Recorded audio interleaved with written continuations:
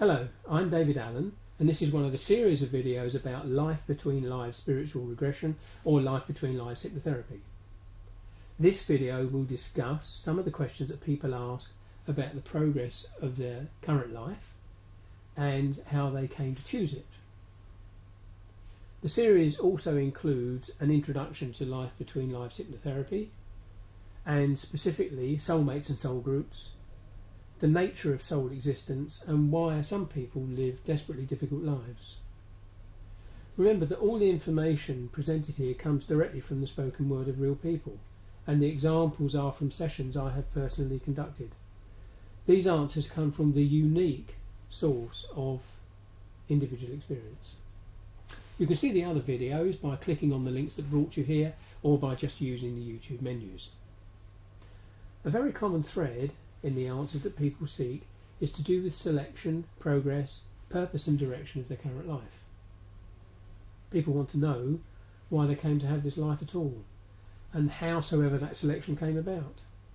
And did it come with a plan? And is that plan unfolding in the way that it ought? So many people are unsure about what they should be doing, or in the event of having taken a particular direction in life, they have some uncertainty about whether it was the right one, whether it was the one for them. Questions about progress, life choice and the plan are generally answered either by their guide or their counsel, or from the experience they have when they chose their current life. Often people will explore how they came to have this life rather than another one. For many, and when it was appropriate, they were indeed faced with a choice of possible future existences. Even the question and manner in which readiness occurs varies, from being taken to the place of life selection to just knowing that it is the right time to reincarnate. Younger souls tend to be guided, and older ones just seem to know, even up to the point of actually waiting for an appropriate fetus to be created. It's common, though, that when it's time for a new life to be chosen, it's the individual themselves that makes that choice. Sometimes there are two options, sometimes three, and sometimes just one. But to have more than three is quite rare. A choice always exists, even if only one option is presented, because when there is only one future life option, there is always the choice of taking it or not, an option of not to reincarnate at all. There is a knowing by the waiting soul of how these life choices will play out. Their descriptions of how the knowledge is made available to them varies, but the important part of it is that there is some idea of what the life is going to be like, but it is an outline only, and almost a suggested possibility rather than concrete reality. There's usually enough information upon which to base a decision, whether there's one option or more than one. The lives may vary in difficulty. They could be male or female, or they could be different in a number of other ways. People have sometimes chosen what would appear to be difficult lives and sometimes easy ones.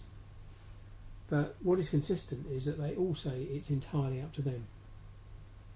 In contemplating the choices, they are already aware of what would benefit them in the longer term, perhaps to balance the karmic matters, or for their own development, and the choice therefore is an informed one, to a degree.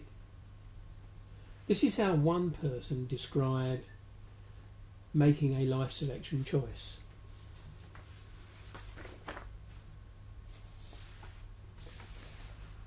Firstly, I'm shown, made to taste, made to smell. It's all about intuition. It's not tangible. It's not a chocolate bar that's put in front of me that I can taste and say, oh, that tastes nice, I'll have some of that.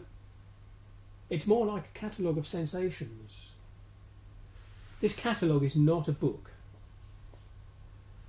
but it's shown to me in pictures and sensations which are presented by, well, mostly presented. I can see these beings holding up trays or something, and they are just walking around the room, slowly floating around the room, around me, and it's like I'm in all this. I'm building, I'm taking elements from here, dozens, hundreds, thousands of elements, which I can combine and put into one choice. I then ask if there is one choice or many. I think there is one very strong one and a few variations, but I think in this case I am building one choice. However, there seem to be strings attached. I don't think it's all about fun. Some of these elements are also, it's like everything has a price.